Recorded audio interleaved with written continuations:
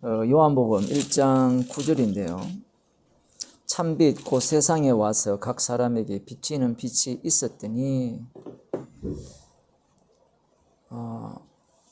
참 빛이 세상에 와서 빛을 비추었다라고 할 때 우리들의 상식으로는 빛이 비추어지면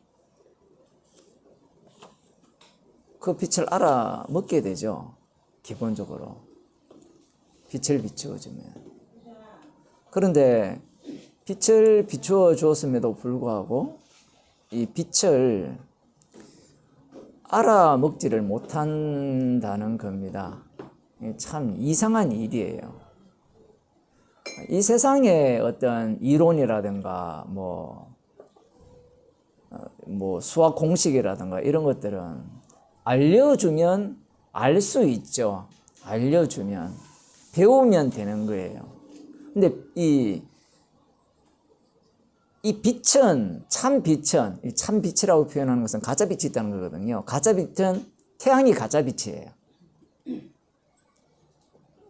왜 갑자기 그런 얘기를 하느냐? 창조 자체가 그렇게 되어 있어요. 빛을 먼저 창조했는데 그 빛은 태양이 아니거든요. 태양은 넷째 날인가 그때 창조를 하죠. 참 빛이라 했을 때는 가짜 빛이 있다는 건데 인간들은 생각할 때 태양이 진짜 빛이라 생각하잖아요. 그런데 이 태양은 진짜 빛이 아니에요. 왜냐하면 해가 빛을 잃게 되어 있거든요. 누가복음 23장 제가 설교할 때 그런 말씀 드렸는데 해가 빛을 잃었잖아요. 온 땅이 어두움으로 뒤덮였다 했을 때 그 해 자체가 빛이 아님을 말씀하기 위한 빛 창조거든요. 그런 차원에서의 가짜 빛이 있다는 건데 그 태양을 이야기하는 것일 수도 있고 더 들어가게 되면 이 세상에 나름대로 이미 빛이 존재했죠. 그 당시에. 왜냐하면 이스라엘 백성들이 애굽에서 있는 바벨론 포로에서 돌아왔죠. 돌아와서 그들이 메시아를 기다리고 있는 상황입니다. 메시아를 기다리고 있는 상태에서 그들에게 빛이 뭐냐라고 할 때는 그 메시아와 만나게 해줄 수 있는 매개. 그러면 그들이 누구냐라고 할 때는 바리새인과 서기관들 이런 사람들이죠. 율법에 정통한 사람들, 정통할 뿐만 아니라 모범을 보이는 사람들이죠. 누가 봐도 이 사람들은 천국 백성이라는 겁니다. 이것은 부인할 길이 없어요. 여러분들이 만났던 사람들, 그런 사람들하고 비교가 안 됩니다. 날 때부터 율법의 의로는 흠이 없는 자이기 때문에 우리는 그런 사람을 만나본 적이 없죠. 왜냐하면 이방인들은 그런 문화 속에서 살지 않아요. 그런 사람들은 빛입니다. 그들이 빛이 되어서 빛으로 인도하고 있죠. 그것을 이제 그 당시에는 랍비라고도 하고 선생이라고도 표현하는 겁니다. 예수님께서 요한복음 10장에서 거짓 목자를 이야기하죠. 참 목자와 거짓 목자를 이야기하잖아요. 그 참 목자는 양을 위하여 자기 목숨을 버리죠. 참 목자는 양을 잡아먹는 자가 아니죠. 거짓 목자는 양을 위해 목숨을 안 버립니다. 이리가 올 때는 도망가 버리죠. 자기가 살기 위해서. 그리고 거짓 목자는 양을 잡아먹기 위해서 양육을 하죠. 그러죠. 그게 참 목자와 거짓 목자의 분별점이죠. 거기에서 거짓 목자는 참 빛이 아니라는 겁니다. 여기에서 10장이 나왔으니까 좀 더 얘기를 하자면, 그리고 정말 재미있는 이야기는 무엇인가 하면 그 본문에서 참 목자가 예수님이죠. 참 목자가 예수님이라면 양을 잡아먹으면 돼야 안 돼요? 안 되죠. 그런데 참 목자에게 속한 양들은 다 잡아먹히죠. 보호 안 합니다. 이게 말이 안 되는 이야기를 예수님이 하시는 거예요. 그래서 요한복음을 볼 때 육으로 난 자는 육이라는 표현이 뭔가 하면 예수님의 말씀을 문자적으로 해석하면 참 목자는 자기 양을 위하여 목숨을 버린다 했을 때 그러면 버리면 양이 살겠네요 라고 생각을 하잖아요. 그래서 맞아요. 살아요. 그런데 목숨을 버린다는 것은 어떤 버림이냐 했을 때는 아버지로부터 버림받는 버림이에요. 지옥 가는 버림이에요. 예수님이 대신 지옥 가심으로 말미암아 자기 백성을 함께 죽이시고 그들을 살리는 겁니다. 그래서 여기에서 목자가 양을 위해서 목숨을 버려서 살렸다라고 했을 때는 그 살림은 사망에서 생명으로 옮기는 거예요. 너 육신이 잘 먹고 잘 산다 이 얘기가 아니에요. 그런데 구약에 보게 되면 구약에 나타난 목자들은 달라요. 다윗이 목자죠. 목자의 대표자잖아요. 그 목자가 이스라엘 백성들을 제대로 인도했죠. 그죠? 보호했잖아요. 막강한 군사력을 만들었고 전략도 뛰어났고 뭐 필요할 때마다 하나님께 기도해서 도움을 받아가지고 전쟁에서 승리를 냈고 그러한 목자란 말입니다. 그 유대인들 입장에서는 목자 개념은 그런 목자밖에 없어요. 그러면 한번 따져봅시다. 참 빛이 참 목자가 이 땅에 오셨는데 그 목자가 참 목자라면 그 목자가 우리에게 어떻게 해야 되느냐라고 하면 우리를 보호하고 인도해야 되죠. 그러면 그렇게 한다면 우리는 얼마든지 따를 용의가 되어 있습니다. 그래서 요한복음을 보면 예수님께서 표적을 행하잖아요. 표적이라는 단어가 세메이온이라는 단어거든요. 헬라어로. 이게 세메이온이라는 단어는 한국말로 표현하면 그냥 기적이에요. 기적이라는 말도 되고 이적이라는 말도 되고 표적이라는 단어로도 다 번역이 됩니다.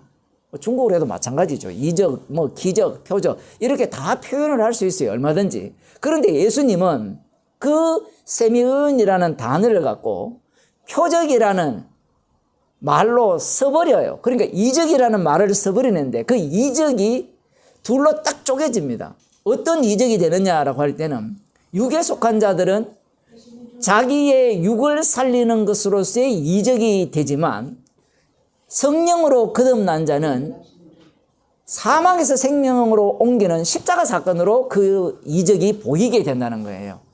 말도 안 되는 이야기잖아요. 지난주에 우리가 물고기 2마리, 보리 5개를 언급했잖아요. 그게 어떻게 십자가를 이야기하는 겁니까? 누가 봐도 그냥 장정 5천 명을 먹인 기적이잖아요. 거기에 무슨 십자가가 나와요? 한번 뽑아보라 그러세요. 아, 예수님이 나중에 내 살과 내 피가 만나기 때문에 그래서 이것을 보여주면서 십자가 피를 증거하는 것이다. 그렇게 말씀을 하셨기 때문에 우리는 그렇게 볼 수가 있지만 그 당시에 그 사건을 기적을 본 자들은 예수님이 말씀해도 못 알아듣죠. 왜냐하면 살과 피를 먹고 마신다는 것이 가능한 일입니까? 그것은 식인종만 가능한 일이잖아요. 초대교회 당시에 뭐 그런 이야기들이 있거든요. 이 살과 피를 먹고 마신다니까 기독교인들이 완전히 식인종이다. 그래서 저놈을 죽여야 된다. 그런 흉흉한 소문도 날 수밖에 없죠. 왜냐하면 그 당시에 이런 살과 피를 먹고 마신다는 이런 개념 자체가 성령 받은 사람 외에는 못 알아듣잖아요. 문자적으로 알아듣죠. 우리들이야 제가 성경 공부할 때마다 그런 말씀 드리지만 세뇌를 받아가지고 교육을 받아가지고 살과 피를 먹고 마신다는 것이 식인종이 아니라 그걸 어떻게 해석해요? 믿음으로 해석합니까? 아무튼 그런 식으로 해석을 해요. 그런데 그것도 살과 피를 먹고 마신다는 것도 설명해보라면 설명이 돼요, 안 돼요? 설명이 안 돼요. 우리는 그게 된다고 생각하거든요, 설교할 때. 된다고 생각하죠. 그런데 우리는 무조건 믿어왔거든요. 믿습니다. 살과 피를 먹고 마시면 영생이 있습니다. 사실 그 예수님의 말씀은요, 못 알아듣는 말씀이에요. 이해 못하는 말씀이에요. 우리는 그런 말씀을 보면서 살과 피를 먹고 마시면 되지 않습니까? 어떻게 먹고 마시느냐라고 하면 설명에 들어가죠. 그러면 그걸 믿는다는 거죠. 우리의 죄를 위해서 흘리는 피요, 우리를 죄를 위해서 죽임당하는 주님의 몸이다. 그걸 믿으면 된다라고 이야기를 하잖아요. 그러면 돼요? 그게 육이에요. 그게 육이라고요. 왜 육이 되는가 하면 여기에는 뭐가 빠져버립니까? 성령이 빠져버리잖아요. 성령이라는 것은 주님이 홀로 일하신다는 거예요. 십자가의 능력으로. 성령이 빠져버린단 말이에요. 그런데 그런 예수님의 말씀을 누가 알아들을 수 있습니까? 못 알아듣죠. 참빛이 세상에 왔다 했을 때 추우셨구나. 네. 참빛이 세상에 왔다 했을 때 이 세상이 과연 참빛을 너무 시끄러우니까 닫아봐요. 네. 세상이 그 참빛을 알아볼 수 있느냐 할 때는 근본적으로 못 알아본다는 겁니다. 지금 성경 자체가. 아니 그거 왜 못 알아봐요? 자, 예수님이 이 땅에 오셨죠. 뒤에 나오지만 14절에 말씀이 육신이 되어 우리 가운데 거하셨어요. 사람들은 그런 생각을 하거든요. 많은 사람들이 예수님을 만났다 이야기하거든요. 기도하면서. 혹시 그런 과정 들어보셨어요? 안 들어봤어요? 들어봤죠? 그거 들을 때 어땠어요? 기분이? 아니 어떻게 옛날에는 저는 딴 사람들은 정말 음성 들었다는데 나 되게 영적인 사람인 줄 알지. 영적인 사람인 줄 알죠? 근데 우리가 그런 얘기를 들을 때, 야, 저 사람이 진짜 영적이고 기도하니까 보여주셨구나 생각을 하죠. 목사님도 거기, 여주봉 그쪽에 계실 때도 주님의 음성을 들었다. 이렇게, 환장하죠. 예, 들었다 얘기를 많이 하잖아요. 그러면 사람들이 진짜 들은 줄로 믿어요.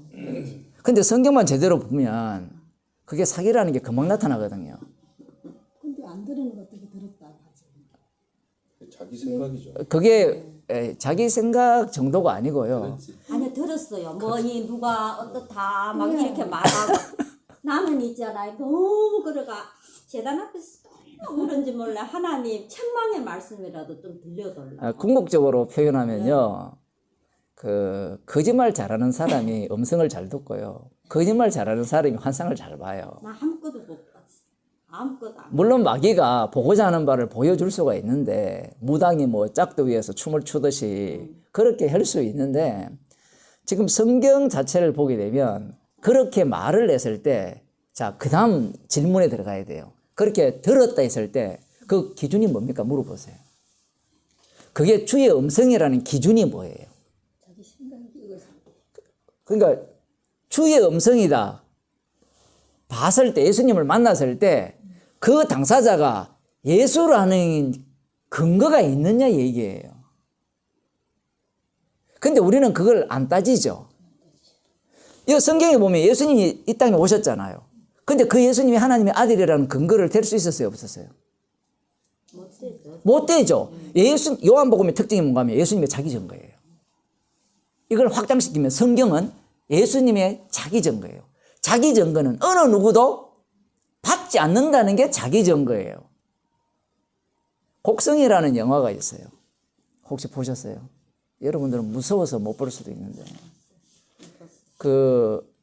중국의 어떤 사이트가 있어요. 드라마 보는 사이트에 들어가면 올려놨습니다. 곡성. 거기에 보면 마지막 거의 가까이 가는 대목에 재밌는 장면이 나옵니다. 사제 밑에 뭔가 사제가 되기 위한 교육받는 어떤 교육받는 교육생이 있어요. 이제 그 사람이 이제 귀신을 쫓아가요. 표현을 하자면. 귀신인지 아닌지. 아무튼 쫓아가는데 이 사람이 볼 때는 퇴마를 하기 위해서 그러니까 마귀를 쫓기 위해서 지금 행동에 옮기는 일을 하는데 제가 대충 기억나서 그래요. 그 사람이 이제 악마를 만났어요.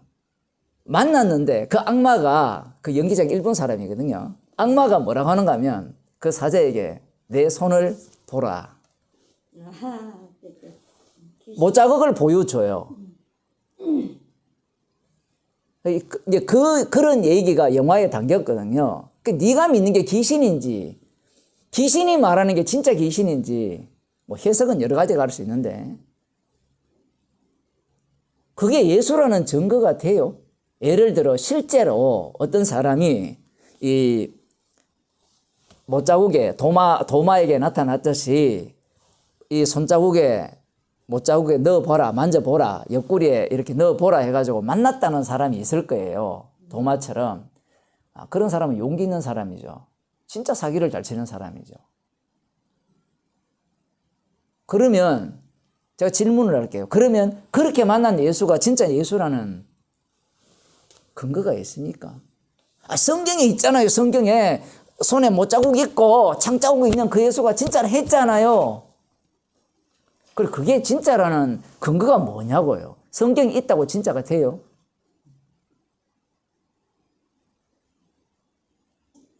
이 참빛이다 할 때 이런 것도 마찬가지죠. 참빛이 세상에 왔다 했을 때 참빛입니다라고 우리는 계속해서 소개를 하고 있고 어떻게 보면 우기는 거죠. 우기는 거예요.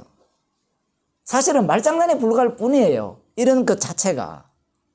왜냐하면 인간 세계 자체가 어둠이기 때문에 어떤 말로, 어떤 언어로, 어떤 그 실제로 보이는 것으로 이렇게 보여주더라도 저쪽 세계를 몰라요. 영의 세계를 모르게 되어 있어요. 구조가. 이 세상 자체가. 그런데 우리는 성경에 보면 뭐 사도 바울이라든가 사도들이 주의 뜻을 알았다고 하니까 우리들도 그렇게 알 수 있다라고 자꾸 생각을 하는데 지금 여기에서 참빛이 왔을 때 그러면 제자들이 참빛을 알았다라고 생각을 할 거 아니에요. 참빛을 알아먹었다. 근데 제자들이 몰랐잖아요. 그러면 성령 받고 난 뒤에 알았을까요? 몰랐을까요? 조금은 알겠죠. 야, 진짜 어려운 질문인데 성령 받고 나면 알까요? 모를까요? 자, 알겠죠? 모르겠죠? 자, 두 가지 답변이 다 될 수 있습니다. 알게 되죠. 알게 되는데 그 알게 하신 분이 성령이라면 나는 뭐가 되죠? 모르고가 되죠. 나는 죄인이 되는 거예요. 이 성경을 보는 관점이 그렇게 돼 있어요. 구조가. 우리는 성령을 받으면 안다라고 하잖아요. 아니, 목사님도 설교할 때 알게 해주시고 기도하고 이렇게 하잖아요 하면 그 알게라는 것이 우리의 언어의 한계예요. 그러면 뭐라고 표현해요? 표현이 안 돼요. 예수님이 물고기 2마리와 보리 5개로 십자가를 증거했잖아요. 아이, 그게 어떻게 십자가를 증거하는 겁니까? 우리는 그렇게 생각하죠. 하늘의 해와 달이 십자가를 노래하고 있어요. 말도 안 되는 소리 하고 있죠, 지금. 우리는 언제나 1대1 대응밖에 모르죠. 그런데 주님의 십자가의 피공로로 지금 해가 떴고 십자가의 피공로로 이렇게 신선한 공기를 마시는 거예요. 그 십자가의 피가 없으면 이 모든 것들은 이미 불에 타 없어지는 겁니다. 그 공로성을 증거하기 위해서 그 피로 사신 백성들의 수가 차기까지 지금 불심판이 아직 이루어지지 않는 거예요. 그렇게 지금 주님이 말씀하시는 거예요. 그러면 영이라는 이 요소, 영적인 요소를 어떻게 표현하느냐 했을 때는 육을 갖고 표현을 하거든요. 어떤 육을 갖고 표현하는가 하면 죽을 육을 갖고 표현해요. 그 죽을 육을 갖고 표현할 때 어떤 식으로 표현하느냐 그 이야기입니다. 어떤 식으로 표현하는가 하면 이 참빛이 세상에 왔을 때 못 알아먹었다 했잖아요. 이 못 알아먹었다는 이 말씀에 아멘하는 자는 성령 받은 자뿐이에요. 성령 못 받은 자가 꼭 뭐라고 하는가 하면 나는 알아먹어요라고 얘기해요. 이게 너무 다르죠. 여러분이 기존 교회에 있다가 성화롱 교회가 있다가 김성수 목사 설교를 딱 들으니까 이제 뭐가 됐어요? 나는 눈이 떠졌고 알았어요. 알았으니까 주의 종이 되었어요? 나의 종이 되었어요? 스스로 한번 물어보세요. 그것만 보면 답이 나와요. 알게 되면 소유가 되죠. 그 복음을 소유해버리면 내가 복음을 갖고 놀려고 하지 복음에 끌려다닐 일은 없습니다. 그런데 성경에 보면 사도들이나 구약의 선지자들은 복음에 끌려다니죠. 아브라함을 보세요. 끌려다니잖아요.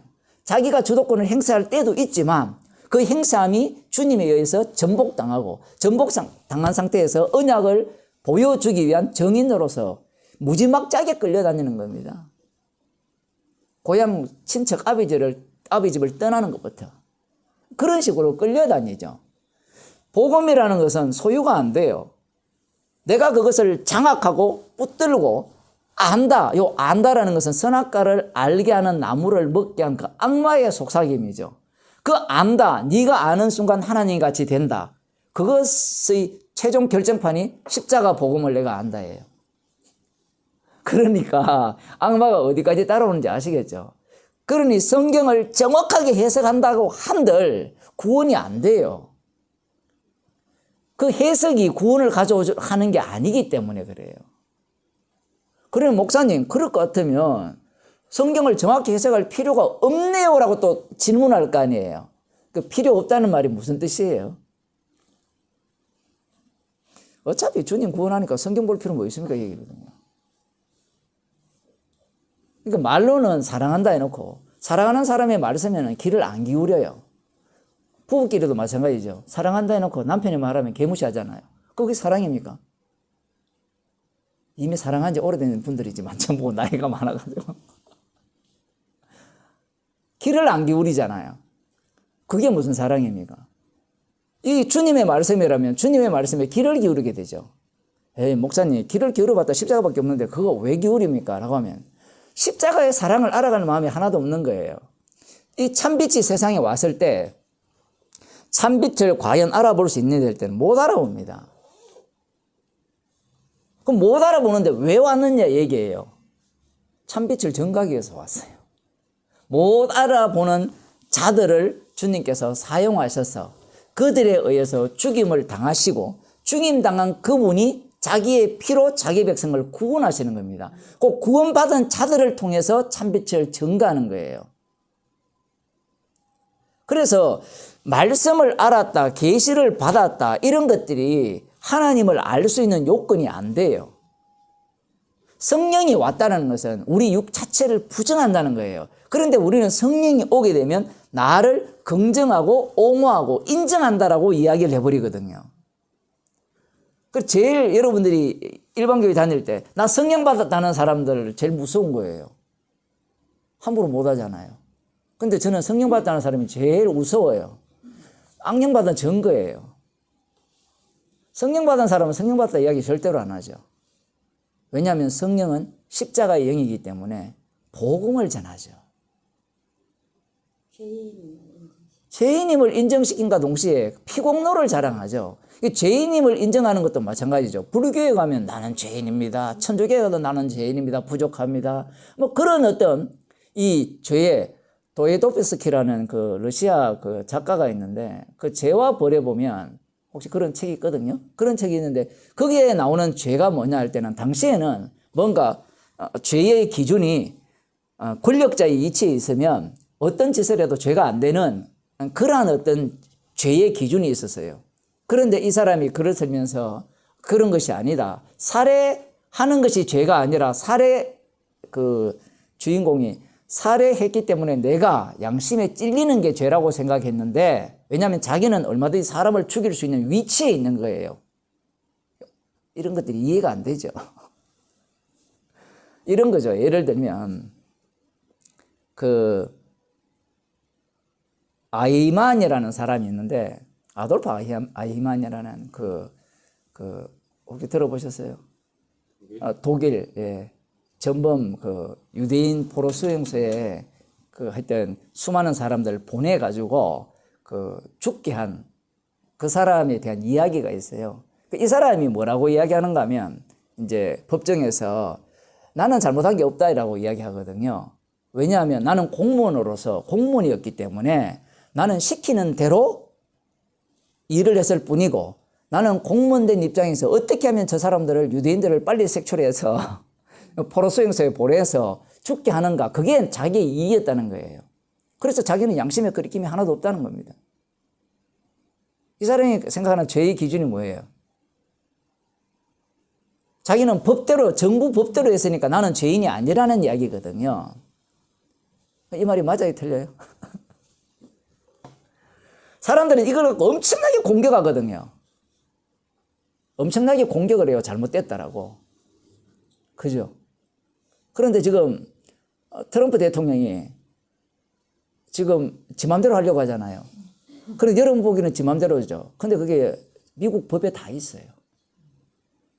법대로 하는 거예요. 법대로. 미국의 법이 그래. 예, 법이 그렇게 돼 있어요. 200 몇 년 전에도 트럼프처럼 한 경우가 있었대요. 실제로. 그럼 법대로 하잖아요. 그러면 그 법대로 하는 트럼프가 나빠요? 좋아요? 법대로 하면 법에는 맞지. 맞죠? 그래, 죄냐 아니냐 이런 것들의 기준들 자체가 양심으로부터 나오는 죄냐 안 그러면 법에 의해서 규정되는 죄냐 이렇게 생각을 한단 말이에요. 그런데 성경에서 말하는 죄는 뭐냐 라고 하면 십자가 앞에서는 십자가 안에서는 다 지옥 갈 죄인이에요. 뭘 해도. 자기 스스로 판단하고 자기 스스로의 기준을 갖고 그렇게 죄냐 아니냐를 따질 입장이 못 되는 겁니다. 그 육에 속한 자들은 항상 기준이 있어요. 율법이죠. 그 율법은 무엇과 일치하는가 하면요. 양심과 일치해요. 로마서에 보면 이방인들은 양심에 따라서 이렇게 판단한다 하거든요. 양심이 법이 된다고 하거든요. 양심이 법이 되고 유대인들은 율법이 법이 된다고 하죠. 이게 재밌는 게 뭔가 하면요. 그 양심대로 살았다라는 것이 이방인에 있다가 기독교로 넘어오면 그 양심이 무엇과 만나는 거면 하나님의 율법과 만나요. 그래서 율법대로 살았으면 나는 양심대로 살았다라고 생각하는 겁니다. 그런데 그렇게 산 것이 주님 보시기에는 악하다라는 거예요. 왜냐하면 그렇게 산 자들이 예수님을 죽여버렸거든요. 그러면 우리는 질문을 할 거 아니에요. 율법대로 사는 것이 왜 나빠요? 예? 그러면 그렇게 가지 말고 목사님처럼 복음 전하는 그게 왜 죄가 됩니까? 라고 물어야 될 거 아니에요. 그거랑 같은 거예요. 표현을 하자면. 왜냐하면 11조 드리는 것이 어떻게 예수님을 죽이는 겁니까? 좋은 일 아니에요? 안식일을 지키는 게 하나님의 법에 순종하는 건데 그게 왜 문제가 되죠? 그게 다 지를 위해서. 자기를 위해서 한다는 것도 영이 안 오면 모르죠. 성령이 오셔야만 깨닫게 해줘야만 책망을 해줘야만 그 자체가 십자가의 원수지심을 알게 되는데 절대로 몰라요. 절대로 모르죠. 그래서 이 복음을 10년 20년 들어도 이걸 이해 못하는 사람이 한둘이가 아니에요. 이건 이해가 안 되거든요. 마음으로 동의가 안 돼요. 이성으로는 동의가 됐는데 마음 한구석으로는 그게 아닌데 저도 그랬어요. 한 구석에서는 그게 계속해서 올라오는 거예요. 왜? 이 양심이라는 놈이 악마가 주면 양심이잖아요. 얼마나 훌륭한가 하면 하나님의 말씀을 절대 무시 안 해요. 율법을 무시 안 한다고요. 그것이 죽을 때까지 가요. 어느 순간에 툭 튀어나오고 어느 순간에 툭 튀어나오고.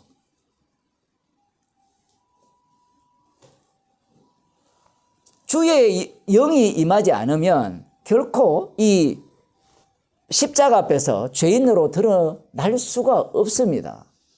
그래서 이것은 뭐 이성적으로는 동의될지 모르지만 몸이 거부하기 때문에 최종적으로는 복음에서 파산하게 돼 있어요. 기본적으로. 최종적으로. 왜냐하면 몸이 동의를 안 해요. 몸이. 그건 아닌데. 근데 성경 안 보면 그런 생각 안 들어요. 그러니까 복음이 비치면 그 도로 혼돈되가 혼돈되죠. 그렇죠. 정신이 없어야 돼요. 이 말인지 저 말인지 여가도 부딪히고 저가도 부딪히고. 그렇죠. 그래서 성도는요. 혼돈 속에 살아야 돼요. 왜? 그저께 어떤 분이 이제 저한테 문자가 왔어요. 목사님 이 설교를 듣고 이제 글을 제가 그 단체 톡이 있는데 거기에 글을 올리니까 목사님이 헷갈린다는 겁니다. 혼란스럽다는 거예요. 그래서 내가 답변을 뭐라 그런가 하면 혼란스러우면 어떻습니까? 십자가 지신 분이 완전하신데. 그게 아멘 했어요. 그분도. 얼마나 행복합니까? 우리는 이 혼란을 정리시키려고 하거든요. 정리 한번 해보세요. 안 되지. 차라리 이스라엘 백성들을 한번 보세요. 이스라엘 백성들은 출애굽했잖아요. 출애굽했을 때 우리들 마음 같으면 유월절 어린 양의 피로 구원 받았으니까 정리되었어. 됐어. 이제 가자라고 생각했을 거예요. 그런데 주님이 환경을 어떻게 만드는가 하면요. 그러한 정리됨이 아무런 소용없도록 만들어버리죠. 홍해를 딱 막아버립니다. 그게 뭔 소용이 있어요? 왜냐하면 정리됨이 되면 어린 양의 피가 소용이 없어져요. 소유가 되기 때문에. 그런데 홍해를 딱 놓는 순간 봐, 어린 양의 피로 구원받았지 않느냐. 그걸 보여주는 겁니다. 그 다음 광야로 들어갔죠. 물 없는 곳으로 딱 인도하죠. 물 없는 곳으로 인도하니까 나는 물 없어도 견딜 수 있어. 견딜 수 없을 만할 정도의 상황으로 주님이 몰아가요. 계속해서 흔들어버려요. 흔드니까 주님 저는 흔들리고 싶지 않아요 라고 자꾸 이야기를 하잖아요. 그 흔들리고 싶지 않는 자들이 예수님 당시에 바리새인과 서기관들입니다. 그들은 어떤 요동이 와도 흔들리지 않습니다. 여러분 이런 설교 많이 들었잖아요. 흔들리지 않는 믿음, 요동하지 않는 믿음. 그 믿음을 누가 가졌는가 하면요. 예수님이 오셨음에도 불구하고 그 예수님의 말씀 앞에서도 그들은 흔들리지 않았어요. 왜? 너무나 그들이 갖고 있는 신앙의 이론들이 완벽하기 때문에 그래요. 실제로 말씀 중심으로 사는 사람들은 흔들리지 않아요. 흔들리지 않는다고요. 그러면 안 흔들리느냐 하면 스스로 속이는 거죠. 그 다니엘서를 한 장 보겠습니다. 다니엘 2장을 보면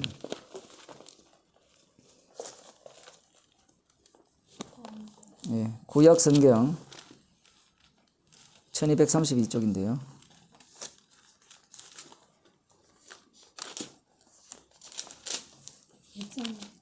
2장. 예. 느부갓네살이 위에 있은 지 2년에 꿈을 꾸고 그로 인하여 마음이 번민하여 잠을 이루지 못한지라. 그 사람이 일이 많으면 꿈이 많다 그러거든요. 우리도 그렇잖아요, 그죠? 꿈 잘 꾸는 사람 보면 민감한 성격이 좀 민감한 사람인데. 나중에 맨날 꿈꾸네. 예. 우리 집에도 둘이나 있어요. 낮에 무슨 일이 있으면 밤에 시끄러워서 잠을 못 자요. 소리 지르고. 특히 우리 딸이 그렇거든요. 학교 가서 스트레스 받고 오면 와, 소리 지르고 울고 뭐. 근데 깨면 천사예요. 이 느부갓네살이 위에 있은 지 2년에 꿈을 꾸었다라고 하죠. 우리는 이걸 단순하게 하나님이 꿈을 꾸게 했다 이렇게 생각할지 모르지만요. 이 제국의 황제의 자리에 앉아 있잖아요. 얼마나 생각이 많겠습니까? 주님이 일을 하실 때 그냥 우리가 생각할 때 특별하게 하는 경우도 있지만 자연스럽게 하는 경우가 많아요. 이 느부갓네살 왕이 꿈을 보면요. 자기의 꿈과 일치해요. 이게 정말 재밌는 내용이거든요. 어떻게 일치하는지 한번 봅시다. 번민하여 잠을 이루지 못한지라. 왕이 그 꿈을 자기에게 고하게 하려고 명하여 박수와 술객과 점장이와 갈대아 술사를 부르매 그들이 들어와서 왕의 앞에 선지라. 꿈은 멋진 꿈이었는데 생각이 안 나요. 우리도 그런 게 많죠, 그죠? 아, 이거 멋졌는데 생각 안 나는 게 한둘이 아니잖아요. 안 꿔봤습니까? 정말 사랑하는 자에게 잠을 푹 주시는데 꿈 안 꾸면. 그래서 지금 멋진 꿈인데 이 꿈을 알고 그 해석을 안다면 나에게 유익할 거다라고 생각을 한 겁니다. 인간은 항상 자기 중심으로 해석하기 때문에 아무리 뭐랄까 불길한 꿈을 꾸더라도 자기에게 유익한 꿈이라고 해석을 하죠. 왜냐하면 불길하더라도 불길한 문제를 해결하라고 주신 꿈이기 때문에. 그런 식으로 해석하게 되어 있습니다. 인간 자체가. 왕이 그들에게 이르되 내가 꿈을 꾸고 그 꿈을 알고자 하여 마음에 번민하도다. 갈대아 술사들아 아람 방언으로 왕에게 말하되 술사들이 왕에게 말하되 왕이여 만세수를 하옵소서. 왕은 그 꿈을 종들에게 이르시면 우리가 해석하여 드리겠나이다. 꿈을 꾸어서 그 꿈에 대해서 해석을 알고자 하는데 아직까지 꿈 얘기부터 하라 얘기는 안 했어요. 그래서 이 술사들이 꿈을 알려달라는 거죠. 그러면 우리가 해석해 주겠다. 요즘도 꿈 해석하는 사람 많잖아요. 제대로 해석하는 사람이 많아요. 해몽. 신문에도 나오거든요. 한국 같은 신문에 꿈 해몽. 그 장난으로 그런 것도 보면 안 돼요, 성도는. 그런 것들을 그렇게 한단 말이에요. 그래서 이들은 전문가다라잖아요. 그럼 꿈 해몽이 비과학적이냐? 비과학적이 아니에요. 과학이라는 것은 이 수많은 실험을 통해서 규정화시키는 건데 예의 법칙은 다 날려버리거든요. 과학이란 자체가. 예의 법칙은 다 날리고 그걸 과학이라 하거든요. 꿈도 마찬가지거든요. 여기 꿈 해석도. 이들은 전문가예요. 그 64개 점 있죠. 그것도 마찬가지죠. 그건 비과학이 아니고 과학적이에요. 수많은 인간들의 뭡니까? 출생연, 월일, 태어난 날짜, 그걸 다 종합해서 확률로 이야기한 거예요. 확률로. 그 야구를 아시죠? 빵치우. 야구도 과학이잖아요. 근데 그 과학을 어떻게 표현합니까? 다 확률로 표현하거든요. 매달 몇 푼 멜리. 아시죠? 매달 몇 푼 멜리. 0.135. 야구를 봐야 하는데. 그런 식으로 다 표현하거든요. 표현 자체가. 확률로 표현하거든요. 자, 그래서 지금 꿈을 알려주면 저희들이 해석합니다라고 할 때 왕이 갈대아 술사에게 대답하여 가로되 내가 명령을 내렸나니 너희가 만일 꿈과 그 해석을 나로 알게 하지 아니하면 너희 몸을 쪼갤 것이다. 꿈과 해석을 동시에 알려라는 겁니다. 왜 그렇습니까? 내가 너희들에게 지금 월급을 주고 있는데 돈값을 하라는 거예요. 그걸 위해서 너희들을 고용하고 지금까지 먹여 살리고 있는데 이거 하나 해결하지 못한다면 너희들을 죽이겠다라는 겁니다. 그래서 이러한 어떤 사건이 누구까지 이렇게 파급되느냐 할 때는 다니엘에게까지도 파급되죠. 그래서 왕의 명령이 내리니까 12절에 13절에 보면 왕의 명령이 내림에 박사들은 죽게 되었고 다니엘과 그 동무도 죽이려고 찾았더라. 이제 다니엘이 이 소식을 듣고 왕에게 들어가 기한하여 달라는 거죠. 근데 기한하여 달라고 하면 제가 어떻게 하겠다라고 하면 여기 보면 기한하여 주시면 왕에게 그 해석을 보여드리겠다라고 하죠. 이런 표현들도 참 어려운 표현이에요. 무슨 얘기인가 하면 다니엘이 미리 하나님으로부터 계시를 받아가지고 이러이러할 건데 오면 기한을 달라고 해라. 그러면 내가 너에게 알려주겠다. 이렇게 서로 소통이 돼야 되는데 그런 내용이 없어요. 그 다니엘은 나름대로 자기 생각으로 기한을 주시면 이 꿈을 알려주고 그 해석을 알려줄 수 있다라고 생각한 거예요. 이 성경을 이렇게 봐야 되거든요. 안 그러면 다니엘은 믿음이 좋아가지고 믿음은 좋았긴 좋았죠. 근데 뭣도 모르고 거기에 뛰어드는 거예요. 뛰어들 때 어떤 일이 발생하느냐. 똑같은 거거든요. 나중에 아나니아와 삽비라와 누굽니까? 그 사드락과 메삭과 아벳느고를 보면 그리 안 하실지라도 우리는 절하지 않겠다라고 이야기를 하잖아요. 그러면 우리는 이 다니엘처럼 생각한다면 지금 몸이 쪼개지잖아요. 안 쪼개질 것이라는 걸 믿고 했다라고 볼 수 있잖아요. 그러면 사드락과 메삭과 아벳느고는 어때요? 불 속에 던짐을 당했잖아요. 그 다음에 그들에게 그런 일이 벌어질지 예상은 할 수 있지만 모르죠. 어떻게 벌어질지. 자, 어쨌든 지금 여기에서 그렇게 기한을 달라고 기도해서 이 꿈의 내용을 여호와 하나님께서 알려줍니다. 자, 그런데 한번 봅시다. 29절.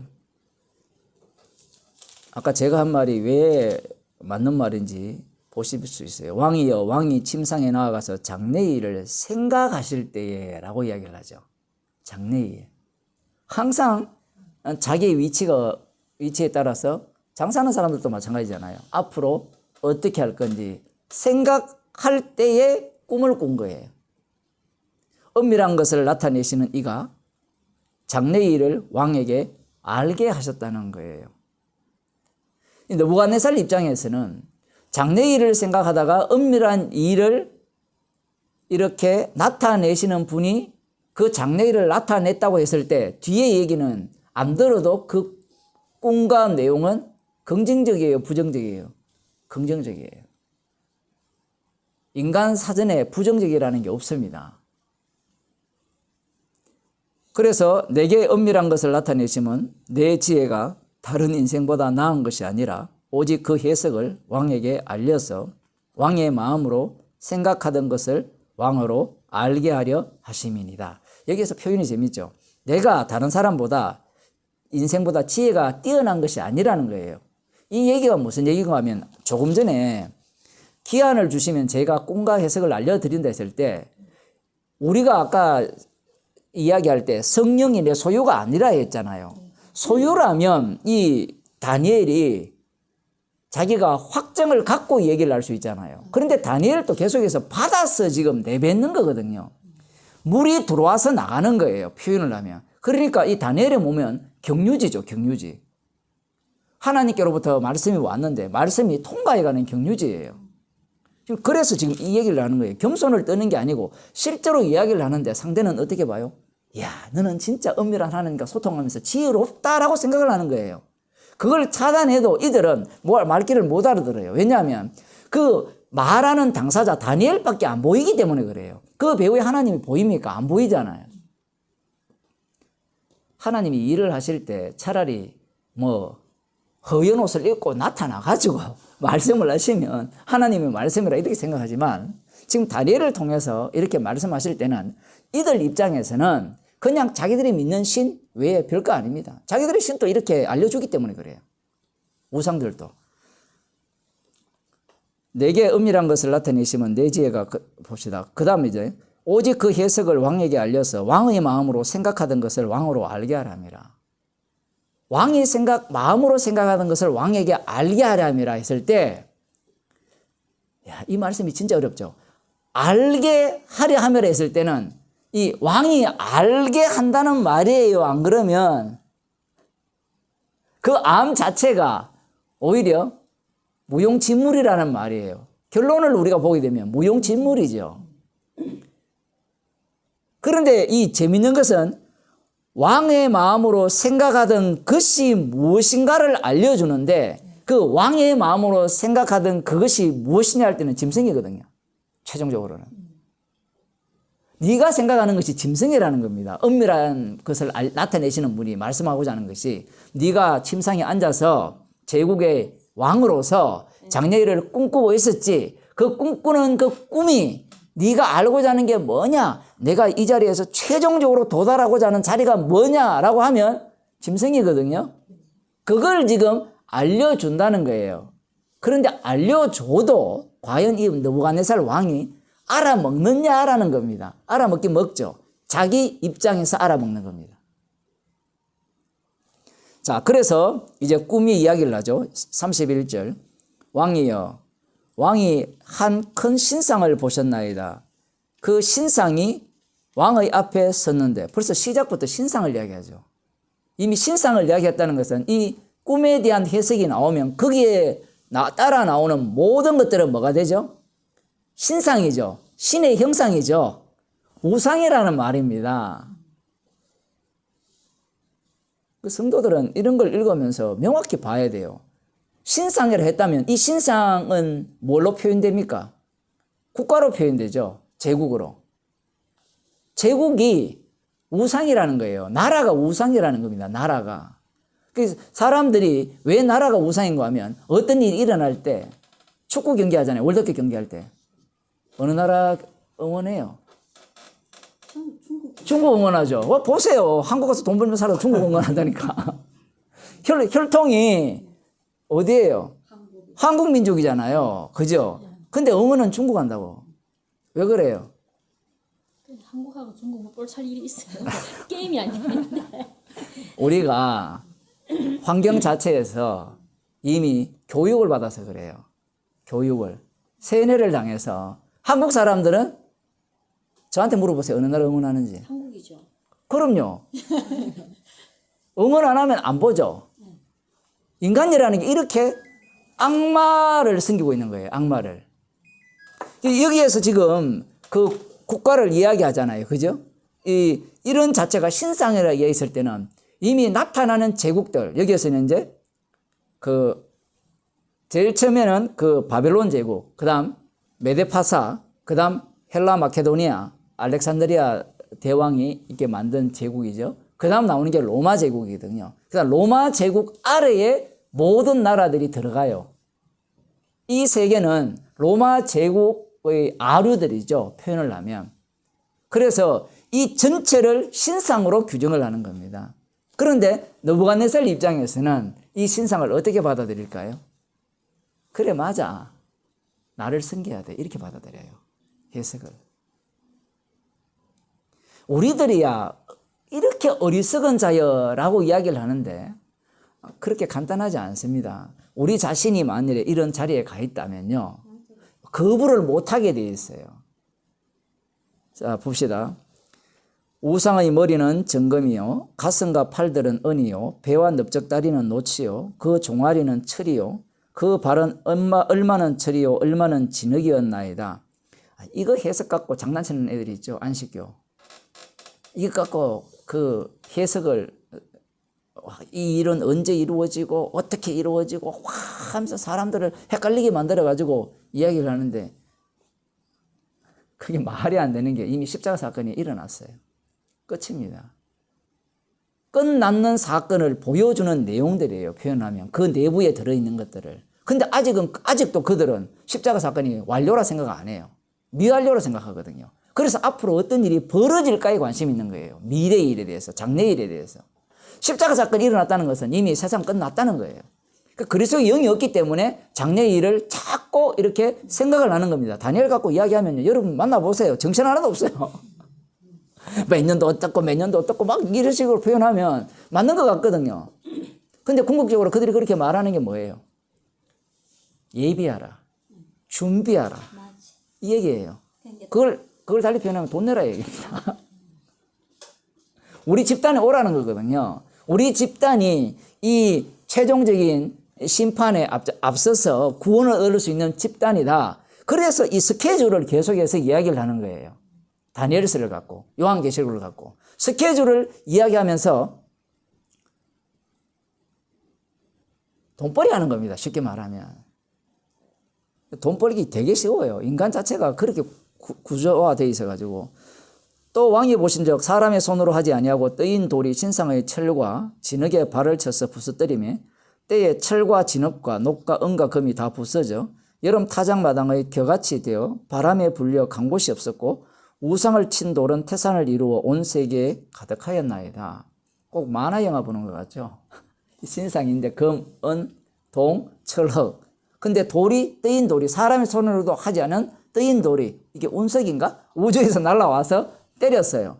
때려가지고 박살나고 그 신상은 온데간데 없고 이 돌무더기만 온 세계에 가득하였더라. 이렇게 이야기를 하는 거예요. 그러면 이제 해석을 합니다. 왕이 이제 해석을 하는데 이게 정말 이게 느부갓네살 왕이 이 IQ가 거의 뭐 10도 안 되는 것 같아요. 왜 10도 안 되는가 하면 지금 우리는 뭘 봐요? 돌에 의해서 박살난 온데간데 없고 돌무더기만 가득한 것만 생각하잖아요. 근데 이런 이야기를 들으면 뭔가 우리 쪽에서는 반성을 하고 회개를 할 수 있다라고 생각을 하는데 느부갓네살 왕은 그런 거 없어요. 왜 그런지 알아요? 왕의 생각을 알게 한다 했잖아요. 이 말씀에 지금 완전히 올가매어진 겁니다. 그래서 왕의 생각을 지금 드러내는 거예요. 그래서 지금 이 얘기가 왜 이야기를 하는 거 참빛이 세상에 왔을 때 왜 몰라보느냐? 어둠이기 때문에 몰라보는데 그 몰라보는 모습이 어떤 식으로 드러나는가예요. 그래서 지금 자, 그 다음 해석을 해줍니다. 왕은 열왕의 왕이시라. 금신상이라는 거예요. 금머리라는 겁니다. 하늘의 하나님이 나라와 건세와 능력과 영광을 왕에게 주셨고 인생들과 짐승들과 공중의 새들 어느 곳에 있는 것을 물어나고 그것들을 왕의 손에 붙이사 다 다스리게 하셨으니 왕은 곧 그 금머리니이다. 이 얘기를 딱 할 때 여기에 보면 하늘의 하나님이라는 표현이 나오죠. 다니엘이 말하는 하늘의 하나님은 어떤 하나님입니까? 언약의 하나님이거든요. 하늘의 하나님은. 그 언약을 이루시기 위해서 당신을 지금 사용해서 느부갓네살 왕을 사용해서 당신에게 꿈을 꾸게 하고 어떻게 이 세상이 종결되어질 것인가를 드러내려고 하시기 위해서 느부갓네살 왕의 꿈을 이용하는 거거든요.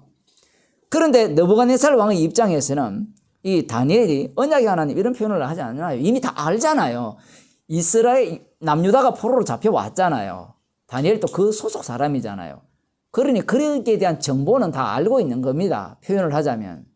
그리고 예루살렘 성전을 향해서 기도하는 것도 다 알고 있거든요. 그 성전 언약도 알고 있는 거예요. 표현을 하자면. 그런데 이 다니엘이 하늘의 하나님이 나라와 건세와 능력과 영광을 왕에게 주셨고 라고 할 때 이 하늘의 하나님은 그냥 신이에요. 그러니까 느부갓네살 입장에서는 자기의 신이죠. 지금 다니엘이 이야기하니까 다니엘이 신일 수도 있죠. 우리가 이렇게 이야기할 때 그냥 그쪽에서 볼 때는 그냥 신일 뿐이에요.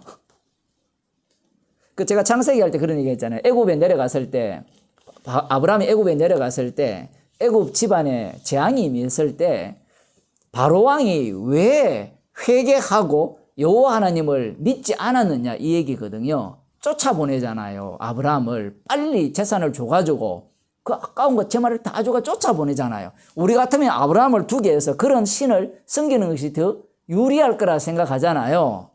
그런데 이 바로왕 입장에서는 자기한테 해로운 신이에요. 하나의 일개 그 여러 신들 중에 민족 신들이 다 있으니까 그 신들 중에 하나에 불과하니까 쫓아내는 겁니다. 그래서 지금 뒤에 보면 왕이 금머리입니다. 그 다음에 이제 둘째 왕보다 못한 다른 나라가 일어나고 39절에 보면 셋째로 녹 같은 나라가 일어나서 온 세계를 다스릴 것이고 넷째 나라는 강하기가 철 같으리니 철은 모든 물건을 부서뜨리고 이기는 것이라. 철이 모든 것을 부수는 것 같이 그 나라가 문나라를 부서뜨리고 빻을 것이며 왕께서 그 발과 발가락이 얼마는 토기장이의 진흙이요 얼마는 철인 것을 보셨은즉. 이것 갖고 또 소설 쓰는 사람이 한둘이가 아닙니다. 그 나라가 나누일 것이며 왕께서 철과 진흙이 섞인 것을 보셨은즉 그 나라가 철의 든든함이 있을 것이나 그 발가락이 얼마는 철이요 얼마는 진흙인즉 그 나라는 얼마는 든든하고 얼마는 부서질 만할 것이며 왕께서 철과 진흙이 섞인 것을 보셨은즉 그들이 다른 인종과 서로 섞일 것이나 피차에 합하지 아니함이 철과 진흙이 합하지 않은가 같으리이다. 참 재밌는 표현이죠. 서로가 한 편인데 한 편이 아니에요. 지금 그 내용을 하는 겁니다. 이 열왕의 때에 하늘의 하나님이 한 나라를 세우시리니 이것은 이 표현이 좀 있죠. 열왕의 때 전체를 한 묶음으로 두죠. 신상의 때에 하늘의 하나님이 한 나라를 세우시리니 이것은 영원히 망하지 아니할 것이요 그 국권이 다른 백성에게로 돌아가지도 아니할 것이요 도리어 이 모든 나라들을 쳐서 멸하고 영원히 설 것이라. 이 자리에 누구를 넣는가 하면 유대인을 넣는 거예요. 나머지 이스라엘을 넣는 겁니다. 유대인들이 성경을 해석을 할 때 왕이 사람의 손으로 아니하고 산에서 뜨인 돌이 철과 녹과 진흙과 은과 금을 부서뜨린 것을 보신 것은 크신 하나님이 장래의 일을 왕께 알게 하신 것이라. 이 꿈이 참되고 이 해석이 확실하니이다 라고 얘기를 하거든요. 최종적으로 뭘 이야기하는 거예요? 열왕을 심판해서 영원한 나라를 세우겠다는 거예요. 이게 다윗 언약이거든요. 그 나라를 세우겠다는 것을 왕에게 알려주는데 왕은 그 나라를 세움에 있어서 어떤 역할을 하느냐라고 할 때는 짐승 역할을 하는 겁니다. 느부갓네살 왕이 듣고 기분이 되게 좋았어요. 뒤에 보면 그 46절 이에 느부갓네살 왕이 엎드려 다니엘에게 절하고 명하여 예물과 향품을 그에게 드리게 하니라. 왜 이렇게 했을까요? 왕을 뭐라 했습니까? 어뜸이라 했죠. 열왕 중에 최고의 왕으로서 금머리라 했잖아요. 장래일 그 다음에 되는 일은 눈에 안 들어와요. 이게 정말 이게 우리가 볼 때는 인간은 이성적이라면 이 흐름을 보면서 결말이 어떻게 될 것인가에 주목을 할 거라 생각하잖아요. 근데 주목 안 해요. 우리도 그렇잖아요. 장례식 가보면 이야, 세상 참 사는 게 아무것도 아니더라. 돌아서면 뭐예요? 다 잊어먹죠. 지금 느부갓네살 왕이 엎드려서 절하는 이유가 뭔가 하면 이야, 하늘의 하나님도 나를 인정해 주는구나.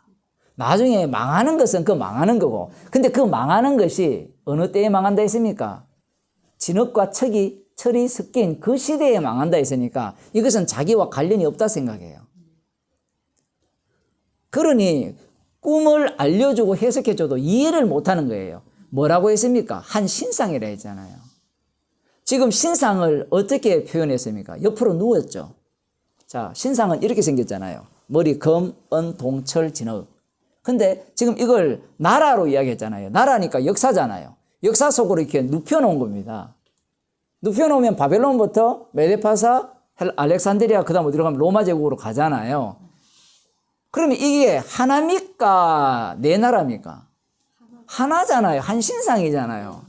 그럼 느부갓네살이 무식한 거예요. 못 알아듣습니다. 무슨 말인지. 그런데 열왕의 하나님이 당신의 하늘의 하나님이 열왕 중에 왕으로 세웠다라는 이게 기분이 좋은 거예요. 그래서 다니엘에게 예물과 모든 것들을 주는 겁니다. 딱 주고 난 뒤에 어떤 일을 이제 바벨론의 어른으로 삼았다 이렇게 이야기를 하거든요. 박사들의 어른으로 삼았다. 이런 일이 있고 난 뒤에 3장에 보면 느부갓네살 왕이 금으로 신상을 만들어 쓰니 고는 60규빗이요 광은 6규빗이라 그것을 바벨론 도의 두라 평지에 세웠더라. 옛날에는 높은 건물이 별로 없으니까 웬만한 곳에서는 다 보이고 웬만한 곳에서는 숭배할 수 있도록 그렇게 하는 겁니다. 얼마 전에 중국의 어느 동네에서 그 관우 장군의 그 동상을 동으로 만든 거의 60m인가? 거의 90m짜리. 뭐 하는 거지? 예, 혹시 보셨어요? 예, 완전히 지방에 돈도 없으면서 그걸 만들어가지고, 뭐 그런 식입니다. 쉽게 말하면. 어디서든지 절을 할 수 있고, 경배할 수 있고, 숭배할 수 있는 그런 걸 만들었어요. 지금 느부갓네살이, 한번 보세요. 느부갓네살이 자기가 장래일을 생각하다가 꿈을 꿨죠. 그러면 이 꿈이 자기의 꿈이에요? 꿈을 꾸게 하신 분의 꿈이에요? 우리야 꾸게 하신 분의 꿈이라 생각하잖아요. 그런데 느부갓네살 왕 입장에서는 내가 생각하는 것을 열왕의 하늘의 하나님이 알려줬다고 생각하는 거예요. 이건 성경 해석법이 다 그런 거예요. 예수님이 이 땅에 오셨잖아요. 내가 온 것은 양으로 생명을 얻게 하고 더 풍성히 하게 하려 함이라 라고 할 때 이 말씀을 나를 위한 말씀으로 해석하지 어느 누가 십자가이신 주님을 위한 말씀으로 해석할까요? 그 말씀이 만일에 어느 누구도 의인은 없나니 하나도 없다라고 해버리면 양으로 생명을 얻게 하고 더 풍성히 얻게 하라면 이 말씀 자체가 해당 사항이 없으면 되죠. 먼저. 그러면 생명을 얻게 하고 풍성히 얻게 하려면 그 말씀 속에 합류가 되어지려면 어린 양의 피가 반드시 나와야 되잖아요. 그런데 이 악마에게 속한 자들은 그런 마음이 안 생겨요. 아무리 만들려고 해도 자기 중심으로밖에 해석이 안 되는 겁니다. 그러니 이 몸이 봐봐 네가 진짜 열왕의 왕이지 않냐. 하늘의 신도 너를 인정했다라는 거예요. 그 다음 할 짓이 뭐예요? 신상 만드는 거죠. 자기 숭배하게 하는 거 아닙니까? 그건 이 세상 임금들도 다 똑같아요. 대통령이 되었든 뭐든 간에. 그 푸틴 안 보세요, 푸틴. 러시아의 푸틴. 신상 안 만든 게 용해요. 제가 볼 때는. 아마 좀 있으면 신상 만들 거예요. 왜냐하면 우리는 그걸 보고 어리석다 생각하잖아요. 그렇지 않아요. 사람들이 그런 신을 원해요. 그런 사람을 원해요. 관우가 사람이잖아요. 사람을 신으로 만들잖아요. 왜 그럴까요? 나는 그를 본받고 싶고 그의 길을 이렇게 부여받고 싶다는 거잖아요. 여기 보면 필리핀에 가면요. 재밌는 게 뭐 제가 다른 데는 별로 안 가봐가지고 거기 가면 러시아도 마찬가지인데 그런 데 가보면 막 이 예수님 그림부터 시작해가 뭐 차에 주렁주렁 달아놨거든요. 이 동네는 마오쩌둥 그림을 달아놓던가 누구 달아놓죠? 왜 달아놓습니까? 보호하거든요. 보호. 본받는 게 아니에요. 그 정도 수준은 아닙니다. 사람들이. 신앙을 갖고 있어요. 믿음을 갖고 있다니까. 의외로. 보호해 줄 것이라는. 그 빨간 줄 차에 묶잖아요. 왜 묶습니까? 보호받으려고 하거든요. 다 그렇게 생각하는 겁니다. 자기를 위해서. 그 십자가를 왜 차에 달고 다녀요? 사고 나지 말라고. 운전이나 제대로 하지. 법도 안 지키면서 그 차를 타다 보면 재밌는 게 그런 거거든요. 운전은 법도 안 지키고 신호등도 안 지키면서 엉망으로 하면서 빨간 줄 달고 다니고 십자가 밑에 다니고 그 정도로 믿음이 좋은 건가요? 그래서 지금 느부갓네살 왕이 이 꿈에 대한 이야기와 해석을 듣고 자기의 본심을 드러내는 겁니다. 본심을 드러낸다는 것은요. 느부갓네살이 꿈에 휘말린 거예요. 이것은 요셉도 마찬가지죠. 요셉이 꿈을 꾸잖아요. 그 꿈을 꿨을 때 하나님이 주셨다라고 생각했죠. 주셨으니까 이 꿈은 나를 위한 꿈이라고 생각한 거예요. 그래 옳거니 너를 위한 꿈이야. 그래서 까불락거리잖아요. 형들에게 자랑했잖아요. 처음에는 볏집단들이 절하고 나중에는 해와 달까지 절하더라. 엄마 아빠까지도 나한테 절하더라. 그래 너 잘났다 이놈아. 그래서 팔아먹었잖아요. 죽여버렸잖아요. 사실은 죽인 거죠. 그 죽임당한 그 요셉이 어떻게 하나님의 말씀을 이루기 위해서 감옥에 갔었고 때가 이루기까지 그는 그곳에 있었잖아요.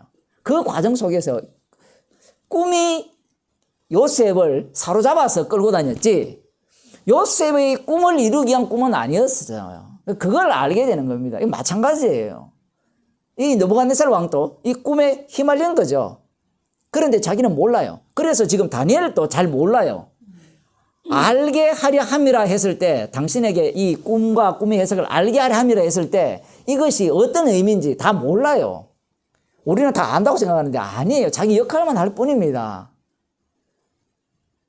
이 복음을 전할 때도 그러거든요. 복음을 막 내뱉었는데 상대는 전혀 다르게 새롭게 복음을 이해해서 은혜 가운데 가할 때 모르고 외치는 거예요. 뭐 그런 일이 있습니다. 그래서 주님이 일을 하거든요. 지금 이 느부갓네살 왕은 말씀 속에 휘말렸다는 걸 몰라요. 하나님이 세상을 만드신 목적을 이루기 위해서 이 느부갓네살 왕을 세웠다라는 것을 꿈에도 생각도 못하는 겁니다. 자, 한번 보세요. 꿈을 누가 꾸게 해줬죠? 여호와 하나님께서 꾸게 해주셨죠. 그리고 그 꿈에 대한 내용도 들었죠. 해석까지 들었어요. 정답까지 다 알았어요. 결론은 뭐예요? 자기 숭배입니다. 이런 게 신기하지 않아요? 저만 신기한가요? 신기해요. 하나님께서 꿈을 줬잖아요. 그러면 그 꿈을 받은 그 사람이 뭔가 하나님과 관련성이 있어야 되잖아요. 그런데 관련성은 있긴 있죠. 진노의 그릇으로의 관련이에요. 아무리 하나님의 뜻을, 장래의 일을 다 알려줘도 그걸 들어도 듣는 당사자는 말씀을 응하게 하기 위해서, 이루기 위해서 그 말씀에 휘말리게 되죠. 그러면 여기에서 인간이 주도권을 행사할 수 있느냐라고 할 때는 절대로 행사할 수 없어요. 우리는 참빛이 세상에 비쳤으면 복음을 제대로 전하면 알아들어야 되잖아요. 이것도 못 알아들어. 못 알아듣죠. 못 알아들어요. 복음 자체가. 왜냐하면 주님께서 깨닫게 하기 때문에. 그런데 어떤 사람은 알아들었다 하거든요. 알아들었다 했을 때 그 알아들음이 진짜 알아들음이 된다면 십자가 자랑이 나와야 되거든요. 그런데 계속해서 얼마 전에 어떤 분하고 통화를 했는데 그분의 고민이 그런 거예요. 기존 교회에 있다가 그것도 김성조 목사님 이렇게 만나가지고 하여튼 이렇게 어떤 분하고 이제 공부를 하는데 성경 공부라는 것이 어떤 생각을 갖게 되는가 하면 사람들이 갖고 있는 접근법은 이 느부갓네살 왕처럼 이렇게 알고 싶은 거예요. 명확하게 깨끗하게 알았잖아요. 알았을 때 그 사람이 하는 말이 너무 기뻤다는 겁니다. 마귀한테 속은 거죠. 알은 게 기쁜데 문제는 그 알미 무엇으로 끌고 가는지를 몰라요. 그러니까 안다고 했을 때 그는 자기가 주인공이 되어서 말씀을 배우고 연구하고 알아간 거잖아요. 알아갔을 때 최종적으로 그 알미 말씀 속에 휘말리게 되면 뭐 긍휼의 그릇이든 진노의 그릇이든 다 휘말리게 되는데 긍휼의 그릇으로 휘말리게 되면 십자가 사랑에 감사할 건데 휘말리지 못하니까 이 지식은 금방 가거든요. 기억은 그냥 기억으로 남을 뿐이에요. 혼돈도 되죠. 왜냐하면 그 기쁨이 유지가 안 되거든요. 알았다는 기쁨이 유지가 안 되니까 괴로운 겁니다. 스스로. 근데 그걸 그 사람에게 아무리 복음 이야기해도 알아들을 수 있을지는 그건 주께 사실 일이니까 못 알아듣죠. 왜냐하면 접근법 자체가 느부갓네살 왕과 같은 사고방식으로 접근하기 때문에 그래요. 말씀 자체를. 이런 말씀이 있는 이유가 우리의 몸이 이런 식으로 접근하거든요. 정말 제대로 알면 속이 시원하겠다. 속 시원하게 해줬어요. 그런 말 많죠. 설교할 때 답답하잖아요. 말씀 준비할 때 정말 말씀이 무슨 말씀을 하시려고 하는지 이게 뜻이 무엇인지 얼마나 답답합니까? 그래서 설교자들의 마음은 좀 성경을 확 알았으면 좋겠다. 확 알아보세요. 어디로 갈지 몰라요. 깨끗하게 하니까 자기 숭배로 가버립니다. 희한하죠. 이런 상황 자체가. 왜냐하면 주도권이 누구한테 있는가 하면 말씀이 있기 때문에 그래요. 언약을 이루기 위함이에요. 그런데 우리는 이 자기가 알고자 하는 욕망을 포기하지 않죠. 참빛 세상에 왔을 때 빛이 왔으면 참빛이 왔으면 알아먹어야 되잖아요. 그런데 예수님이 자기 자신을 계시하셨죠. 깨끗하게 명확하게 했습니까? 안 했습니까? 했죠. 제자들 입장에서는 다 알아들었어요. 내가 하나님의 아들입니다 할 때, 아들이다 할 때 예수님이 믿습니다 했어요. 주는 그리스도요 살아계신 하나님의 아들입니다. 주여 영생의 말씀이 여기 계시니까 우리가 뉘교로 가겠습니까? 당신은 진짜 하나님의 아들입니다. 확신을 했다니까요. 예수의 말씀을 안 믿은 게 아니에요. 믿었는데 서로 믿는 말씀하신 분과 믿는 자가 믿는 내용이 달라요. 근데 다른데 어느 정도 다른가 하면요. 이게 기차가 양쪽으로 한쪽으로 내려서 같이 달려오는 식으로 다른 정도의 어떤 믿음과 말씀이에요. 대충돌이 일어나죠. 여기에서 십자가에서 자기가 믿던 믿음이 박살난 자는 성령 받은 자입니다. 내 믿음이 우상숭배였다라는 거죠. 그게 바로 육이었다라는 것이 드러나는 자리가 바로 성령이 임할 때 일어나는 현상입니다. 그러면 성령을 받았으니까 이제 더 이상 충돌이 없느냐라고 하시면 그게 아까 제가 말씀할 때 그랬잖아요. 이미 우리는 성령 받았기 때문에 참빛을 알아볼 수 있느냐라고 제가 물었잖아요. 알아봐 버리면 인도하심이 없어요. 왜냐하면 알아보는 자가 나기 때문에.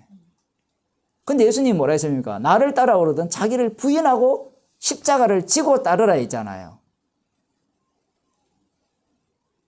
진짜 어렵죠. 왜 우리는 성도는 십자가의 증인이기 때문에 그래요. 근데 내가 알았다 해버리면 사람들은 내가 알았기 때문에 그 다음 뭐 들어가요? 느부갓네살로 가는 겁니다. 이거는 못 빠져나갑니다. 이 육을 입고 있는 자들은. 근데 느부갓네살로 간 볼 때는 어리석다라고 이야기하죠. 어리석은 자가 다 우리예요. 왜냐하면 느부갓네살로 간 이 내용을 이 정도밖에 모르지만 우리는 이 내용의 결과까지도 다 알고 있죠. 십자가까지도 다 알고 있잖아요. 예수님이 왕노릇함까지도 다 알고 있어요. 다 알고 있는데 그걸 다 끌어모아서 신상 만들었잖아요. 십자가 믿는 나, 은혜 아는 나, 성경을 제대로 해석하는 나. 목사들이 가장 유혹받는 게 그거거든요. 목사들, 전도사 너무 많은데 이 설교자들이 가장 유혹받는 게 그거거든요. 다 알고 싶은 거예요. 그거 알아서 뭐 하시려고요? 알아서 뭐 하겠다라는 거예요. 구원받으려고. 예, 구원받는 것도 있지만요. 그 구원은요, 기본이 되지만, 예, 자기 숭배하고 싶은 거예요. 그래서 설교할 때 설교자로서 멋있게 보이고 싶고, 이렇게 전하면 사람들이 다 설복당하기를 바라죠. 그 자기 즐거움으로 사는 거예요. 근데 주님이 사랑하면 설복 안 시킵니다. 못 알아듣게 해버리죠. 왜냐? 그렇게 하셔야 돼요. 그래야 맞아. 자기 백성을 십자가로 이끌게 되거든요. 근데 우리는 자꾸 그런 유혹에 받거든요. 그래서 복음은 디다케가 아니고 캐리그마를 하는 거예요. 사도 바울이 한번 보세요. 사도 바울이 이 스데반 한번 보세요. 스데반 집사를 보면 설교 자체가 정말 청산유수잖아요. 쫙 구약부터 쫙 꿰죠. 설득이 됐어요. 왜 설득이 안 될까요? 쫙 꿰는데 거기에 뭘 집어넣어 버렸어요? 십자가를 집어넣어 버리거든요. 십자가를 집어넣는 순간 그 구약부터 아브라함부터 해석해오는 모든 내용들이 어떤 식으로 작동하게 되는가 하면 우리가 볼 때는 평이한 해석이잖아요. 평이한 해석인데 그 내용 모든 것들이 지금까지 너희들이 기본적으로 갖고 있는 해석들이 다 십자가의 원수짓이었다. 이래 들어가 버리는 겁니다. 맞는 해석이라고 우리가 보일지 모르지만 그 맞는 옳은 해석 속에 그 흐름 속에 십자가가 탁 들어가 버리니까 그들이 도저히 용납할 수 없는 말씀으로 바뀌어 버리는 겁니다. 돌을 들지 않고는 안 되는 말씀으로 바뀌어 버리는 거예요. 사도 바울이 누굽니까? 사도 바울뿐만 아니라 그 성경에 보면 복음을 전할 때 빌립 집사입니까? 복음을 전하다가 누구도 말싸움에서 진 적이 없어요. 성경에 보면 복음 전하는 자는 말싸움에서 진 적이 없어요. 이런 게 참 특이한 건데 예수님도 말싸움에서 진 적이 있어요? 없죠. 없는데 문제는 그 예수님의 논리, 사도 바울의 논리가 어때요? 안 받아들일 뿐만 아니라 저쪽에서는 동의할 수 없는 논리를 펴거든요. 맞는 말인데 제가 아까 이야기했잖아요. 이론적으로는 맞는 말인데 이 마음이 동의가 안 돼요. 마음이 동의가 안 되니까 마음이 동의가 안 되는 것은 안 된다는 것은 우리는 처음부터 나를 신으로 만들기 위해서 나를 섬기기 위해서 예수를 믿었고 복음을 들었는데 그게 동의가 안 되니까 그게 폭력적으로 외부로 표출되는 겁니다. 그게 이제 분노죠. 핍박을 가하고 미움을 하는 겁니다. 그게 이제 이 사도들이 당한 고난이었고 초대교회 성도들이 당한 고난이고 오늘날 성도들이 당하는 고난입니다. 표현을 하자면. 이 느부갓네살 왕이 꿈과 내용 사실은 계시죠. 계시를 이렇게 명확하게 알림을 받은 사람 사실 별로 많지 않아요. 전 세계 그러니까 이게 창조부터 새로운 세상의 프로젝트까지 다 한 거잖아요. 그런 거 아닙니까 느부갓네살 왕이?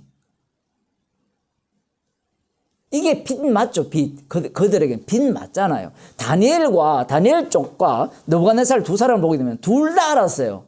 둘 다 알았는데 내용을 똑같이 알았죠. 똑같이 알았는데 한쪽은 어느 쪽으로? 한쪽은 자기 숭배 쪽으로 가고 한쪽은 말씀 쪽에 휘말려 버리죠. 나중에 사자밥이 되잖아요. 다니엘이 말씀 쪽에 휘말린다고요. 긍휼의 그릇으로 주께서 다루시는 자로서의 다니엘이 되는데 느부갓네살 왕 같은 경우에는 명확하게 이해하고 해석을 내줘도 궁극적으로는 자기 숭배로밖에 못 가요. 그게 악마에게 속한 자의 특징입니다. 그래서 이 참빛을 비췄을 때 그 당시에 유대인들이 1차잖아요. 유대인들이 1차적으로 비춰졌을 때 그들이 깨닫지 못하는 이유는 간단합니다. 이미 자신들이 빛이기 때문에 빛을 못 알아보죠. 그러면 이 단계가 많잖아요. 이들은 최소한 느부갓네살보다는 수준이 높죠. 왜냐하면 느부갓네살 왕을 알거든요. 구약에 자기들의 조상들이 어떤 짓을 했는지까지 다 알아요. 그들보다는 수준이 훨씬 높은 입장에 있는 겁니다. 그런 입장에서 그들은 말씀대로 살고 있고 그런 차원에서 예수님의 말씀을 들어보니까 이 예수라는 자는 빛이 아닌 거예요. 무엇에 근거해서? 구약 율법에 근거해서. 안식일을 지키려 하지 않거든요. 안식일의 주인은 여호와 하나님이지 어떻게 예수님이 됩니까? 말도 안 되는 이야기거든요. 모든 날의 주인이 여호와 하나님이지 어떻게 예수님이 돼요? 그것부터 이미 구약 율법과 정면으로 충돌되는 이야기예요. 뿐만 아니라 율법을 변개하잖아요. 율법을 어떻게 변개했습니까? 요한복음에 그런 것들이 적나라하게 나오거든요. 모세가 내게 대해서 전한다 해버려요. 이런 이야기, 이런 말씀들이 그들에게는 말도 안 되는 논리를 편다 얘기예요. 오늘도 똑같아요. 성경은 십자가를 전합니다 하면 그런 게 어딨냐 얘기예요. 그리고 어떤 분들이 이런 질문을 했거든요. 이 뒤에 보면 구약의 그 선지서에 보면 서신서에 보면 명령법들이 나오잖아요. 그러면 그런 말씀을 우리가 지켜야 되지 않습니까? 라고 물어요. 왜냐하면 십자가를 경유해서 이미 십자가 이후의 성경들이기 때문에 우리는 은혜를 받았지만 그러한 명령법들은 우리가 지켜야 된다라는 주장을 펼치잖아요. 아니 예수님이 분명히 말씀하셨잖아요. 성경은 내게 대해서 전한다 했잖아요. 그럼 그 성경이 구약만입니까? 그러면 그들은 또 머리가 좋아요. 뭔가 하면 그 당시에는 신약이 없었다는 거예요. 말이 되죠. 그러니까 예수님을 너무 만만히 봐요. 예수님이 창조주잖아요. 신약까지 지금 다 포함하고 말씀하시는 거예요. 성경을 해석할 때 어쨌든 자기를 이 신으로 만들기 위한 해석법이에요. 쉽게 말하면 하나님과 같이 되고자 하는 그 악마의 말에 자기가 그대로 놀아나는 겁니다. 그래서 그런 것도 이거는 구약이니까 신약은 아니야. 신약은 예수님을 믿는 자로서의 마땅히 살아야 할 도리를 가르치는 거야. 그래서 우리는 그 말씀에 순종하고 그 말씀을 따라서 살아야 돼. 그리스도의 형상까지 자라가야 돼. 새 생명 가운데서 살아야 돼. 말은 다 맞아요. 근데 그게 그런 얘기가 아니거든요. 의미가. 똑같은 거예요. 지금 느부갓네살 왕이 해석을 정확하게 했잖아요. 정확하게 받아들였잖아요. 그런데 전혀 다른 의미로 지금 다니엘이 외친 거거든요. 너 짐승 맞지? 너 그 신상 맞지? 너 파괴될 그 인물이지? 우리 같으면 느부갓네살 같으면 화로다 망하게 되었다. 이렇게 나와야 되는데 사실은 구원받아야 되잖아요. 그런데 그런 마음이 전혀 안 든다 이 얘기입니다. 그래서 지금 이 참빛을 이렇게 비춰줌에도 불구하고 유대인들은 자기들이 빛이기 때문에 예수님을 거부를 하는 겁니다. 그런데 그 거부가 정당한 거부라는 거예요. 이걸 우리들이 제대로 이해하지 못한다면 복음을 알아들을 수가 없어요. 오늘날 대부분 교회가 전체가 다 말씀대로를 주장해요. 말씀대로. 꼭 아셔야 되는 게 말씀대로 주장한 자들에 의해서 예수님이 살해당했습니다. 그걸 꿈에도 생각 못하는 거예요. 그러면 그들이 왜 말씀대로를 주장했어요? 아까 목사님이 말씀하신 바와 같이 자기 구원 때문에 그래요. 요한복음 5장 39절에 나오잖아요. 너희가 영생을 얻기 위하여 성경을 상고하니와. 그 성경을 그들은 어떤 식으로 보는가 하면 영생을 얻기 위해서 봐요. 왜 그렇게 보느냐? 창세기부터 말라기까지 읽어보면 최종 도달 지점이 어디에 있는가 하면요. 나의 구원에 있어요.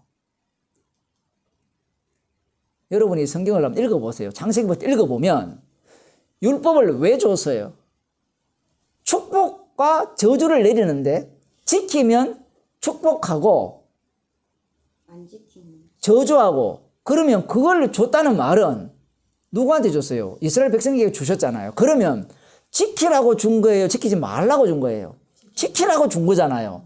안 지켜서 멸망당하라고 줬다라고 생각할 사람 이 세상에 아무도 없어요. 그런데 자기들 조상들은 못 지켜서 멸망당했잖아요. 그러면 그러한 경험까지 있다면 지켜야 되죠. 그럼 왜 지키느냐? 예수님이 결론으로 뛰어넘어 버립니다. 유대인들은 이야기할 거 아니에요. 그 말을 들은 자들은 우리는 율법대로 지킬 뿐입니다. 지켜보니까 그 마지막 자리에 뭐가 있어요? 물질적 축복과 영생이 있더라는 겁니다. 그게 뭐가 나쁘냐는 거예요. 그 예수님 앞에 온 부자 청년이죠. 그 부자 청년이 왜 부자가 되었어요? 율법대로 살아서 부자가 되었거든요. 그걸 가난한 자들에게 나눠주고 따르라고 하니까 고민이 안 될까요? 하나님 앞에서 말씀대로 살아온 그 증거물이 물질이잖아요. 그는 뽀록 났죠.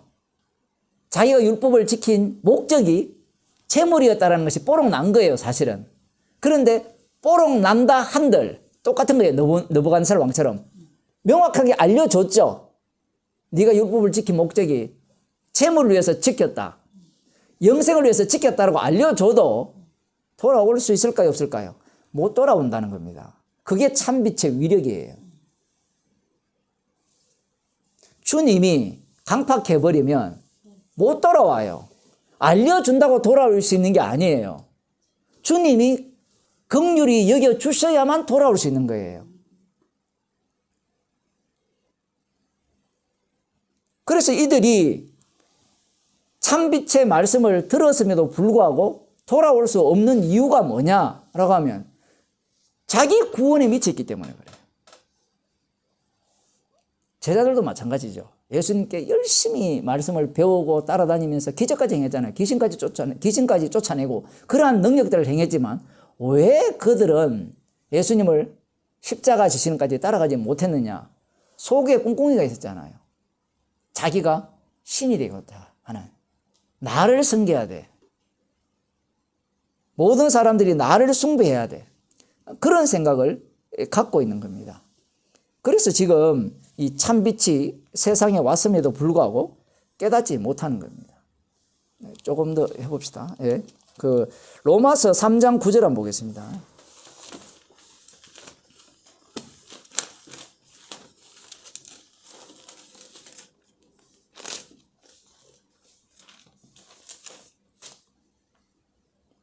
우리가 너무나도 잘 아는 말씀이죠. 그러면 어떠하뇨? 우리는 나으뇨? 결코 아니라 유대인이나 헬라인이나 다 죄 아래 있다고 우리가 이미 선언하였느니라. 기록한 바 의인은 없나니 하나도 없으며 깨닫는 자도 없고 하나님을 찾는 자도 없고 다 치우쳐 한 가지로 무익하게 되고 선을 행하는 자는 없나니 하나도 없도다. 저희 목구멍은 열린 무덤이요 그 혀로는 속임을 베풀며 그 입술에는 독사의 독이 있고 그 입에는 저주와 악독이 가득하고 그 발은 피 흘리는데 빠른지라 파멸과 고생이 그 길에 있어 평강의 길을 알지 못하였고 저희 눈앞에 하나님을 두려워함이 없느니라 한가 같으니라.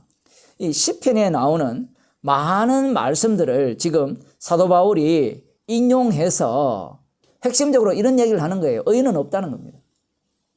자, 그러면 이 예수님 당시의 유대인들이 시편을 몰라요? 알죠? 그러면 여기에서 의인이 없다 했을 때 이 인용이 시편 14편에서 이렇게 인용했다라고 나오거든요. 시편 14편. 그래서 의인은 없나니 하나도 없다. 이렇게 했을 때 이렇게 말하는 당사자가 다윗이잖아요. 그러면 의인은 없나니 하나도 없다라고 할 때 다윗은 거기에 포함됩니까? 거기에서 제외돼요. 포함이 돼야 되는데 옛날에 기억나시죠? 우리 처음 공부할 때 다윗은 훌륭하네. 다윗은 여기에서 포함 안 된다라고 생각하는 거예요. 사람들이 성경을 볼 때.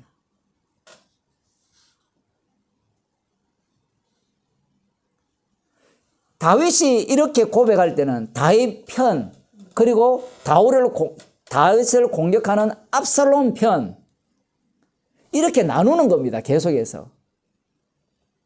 유대인들도 그렇게밖에 볼 수 없죠. 시편을 읽어보면 다윗 편이 있고 다윗을 대적하는 대적자가 따로 있잖아요. 이 둘이 대적할 때 그러면 의인은 없나니 하나도 없다고 했을 때 다윗의 대적자는 거기에 포함되죠. 그들은 피 흘리는데 빠르고 완전히 그들은 그 입에는 독사의 독이 있고 그 목구멍은 열린 무덤이고 혀로는 속임을 베푸는 자들이다.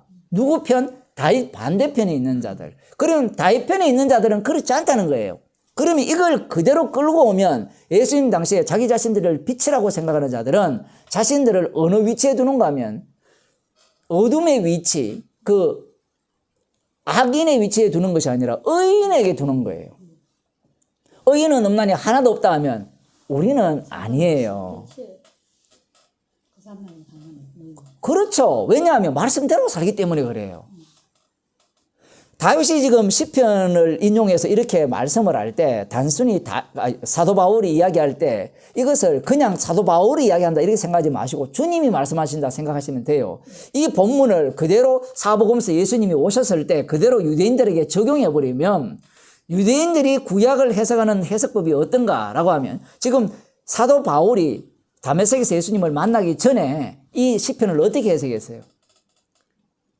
의인은 없나니 하나도 없다 할 때 나는 아니고요. 나는 의인이에요. 라고 해석을 했거든요. 똑같습니다. 예수님 앞에서는 참빛 앞에서는 그들은 의인은 없나니 하나도 없다 할 때 나는 아니에요. 나는 어둠이 아니에요. 그렇죠. 자기는 본다고 하는 겁니다. 다 알아먹는다고 하는 거죠. 근데 예수님은 본다고 하니까 네가 소경이라 하죠. 하여튼 예수님 말씀이 진짜 어려워요. 보지 못하는 자들을 보게 하고 보는 자들은 보지 못하게 한다는데 그 소경 요한복음 9장에 보면 뭐 다음에 구체적으로 하겠지만 9장에 보면 소경의 눈을 뜨게 했잖아요. 그럼 누구 눈을 뜨게 한 게 눈 뜨게 한 거예요? 아니에요. 눈을 뜨게 해가지고 다시 내가 인자라고 알려주죠. 이중 절차를 거치는 거예요. 눈을 떴다고 해서 구원받는 게 아니에요. 눈을 떠도 예수님이 메시아인지 모르잖아요. 인자임을 몰라요. 그래서 예수님이 네가 인자를 믿느냐 찾아가서 자기 자신의 인자됨을 소개를 하죠. 그때 비로소 눈이 떠진 겁니다. 그래서 보지 못하는 자들은 보게 하고 보는 자들은 보지 못하게 한다라는 말씀이 어떻게 실제화되느냐라고 할 때는 비로소 주님이 눈을 뜨게 해 주시니까 자신은 어떤 자로 드러나요? 죄인으로 드러나니까 보는 자입니까? 보지 못하는 자입니까? 그렇죠. 그 말도 맞아요. 지금 답이 어려워요. 자기가 본다고 우긴 자였는데 성령을 오게 되니까 내가 못 보는 자였군요 라는 보는 자라고 죄인으로서 드러나는 거예요. 여태껏 알았는 줄 아는데 몰랐네요. 예, 그렇죠. 그래서 그러한 어떤 상황이 바로 영으로 거듭난 자의 모습이에요. 그런데 영으로 거듭나지 못하면 어떤 상태가 되느냐 할 때는 지금 의인은 없나니 하나도 없다고 했을 때 그렇죠. 그러면 오늘날 이 말씀을 그대로 적용하면 의인은 없나니 하나도 없다 했을 때 예수 믿는 사람은 의인입니까? 아닙니까? 죄인이죠. 죄인이니까 뭐라고 해야 돼요? 아멘 해야 되죠. 근데 우리는 성경을 어떻게 해석하는가 하면 의인은 없나니 하나도 없다 하니까 바울 자기는 속 빠지고 얘기했다는 거예요. 그렇게 되면 바울은 죄인 중에 교수로. 그렇죠. 그러니까 지금 의인은 없나니 하나도 없다. 십자가의 피로 용서받았다 했을 때 용서받은 자만이 이 말씀에 시편을 딱 읽게 되면 의인은 없나니 하나도 없다 하면 아멘 하는 거예요. 다윗은 육으로 난 자잖아요. 맞죠? 어린 양의 피로 죄 씻음을 받는 그것을 보여주기 위한 그림자잖아요. 예수님을 소개하는 그림자잖아요. 그 역할로서 그는 그때 그렇게 외친 거예요. 그러면 그 역사적 사실이 의미가 없습니까? 있죠. 그런 식으로 영을 소개하는 겁니다. 너희 목은 그 열린 무덤이다. 목구멍은 열린 무덤이다. 혀로는 속임을 베푼다. 입술에는 독사의 독이 있고 그 입에는 저주와 악독이 가득하고 그 발은 피 흘리는 데 빠른지라. 우리는요, 성령의 인도하심이 없으면 직행입니다. 이 직행. 이 말씀 속으로 직행해요. 그 직행하는 사람들 많이 보잖아요. 거룩한 모습을 보이면서 말씀대로 살아라 하면서 십자가를 안 전하죠. 예, 십자가를 안 정한다는 것은 이 얘기입니다. 너희 목은 열린 무덤이라는 거예요. 그러니까 모든 것이 돈벌이 하기 위한 모습이라는 겁니다. 그게 말씀대로 산다는 자들의 그 모습이에요. 기도합시다. 하나님 아버지, 주님께서 우리 가운데 성령을 부어주셨기에 우리가 죄인임을 알게 하시고 우리를 살아가게 하는 이유가 십자가의 피로 용서하신 그 은혜를 자랑케 하기 위함임을 오늘도 말씀을 통하여 건면하시고 책망해 주심을 감사드립니다. 예수님 이름으로 기도드리옵나이다. 아멘.